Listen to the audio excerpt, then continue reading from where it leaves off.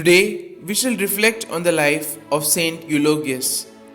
Saint Eulogius was the son of a noble senatorial family of Cordoba in southern Spain.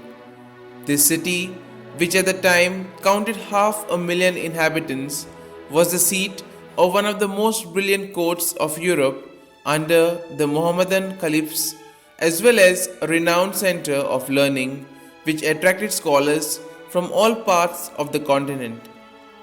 St. Eulogius received an excellent education under the renowned abbot Esperanito. He then visited the Christian kingdom of Navarre in southern Spain. He was ordained priest and made director of the Cordoba Seminary. An avid reader and student, he was much esteemed for his holy life, his great eloquence, and his profound humility.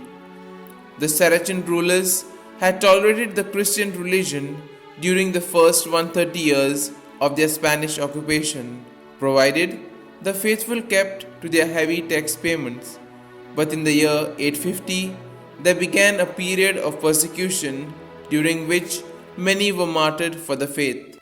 Saint Eulogius did much by spoken and written word to encourage the persecuted and imprisoned Christians. His three important works, that is, Exhortation to Martyrdom, which encouraged two Christian girls, Flora and Mary, threatened with slavery, Memorial of the Saints, which relates the trials of the martyrs, and Apologia, which defended martyrs seeking death by proclaiming their faith, had a profound and widespread effect, keeping many from apostatizing. When the Bishop of Toledo died in the year 858, St. Eulogius was chosen successor, but he was arrested just when he was due for his consecration for daring to defend a Saracen maiden, Saint Leocretia, who had abandoned Islam for the Catholic faith. In his great zeal, the holy priest even endeavored to convert his Arab judge by pointing out to him the errors of Muhammad's doctrine, thus literally inviting death. He was beheaded on the 11th of March 859.